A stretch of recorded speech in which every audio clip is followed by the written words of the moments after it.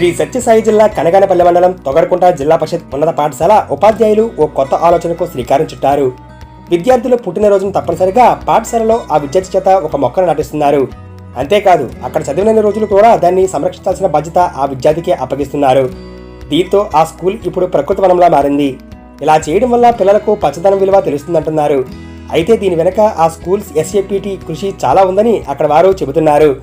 చాలా మంది పుట్టినరోజులు బయట తమకు నచ్చినట్టుగా చేసుకుంటూ ఉంటారు. కానీ ఈ విధంగా చెట్లు నాటడం వల్ల భవిష్యత్ తరాల వారికి స్ఫూర్తినిచ్చి పలువురికి ఆదర్శంగా నిలుస్తూ కాలుష్యం తగ్గించి పచ్చదనాన్ని పెంపొందించడమే దీని ప్రధాన లక్ష్యం. తద్వారా విద్యార్థులకు చెట్ల పెంపకం ఎంత అవసరమో కూడా తెలుస్తుంది.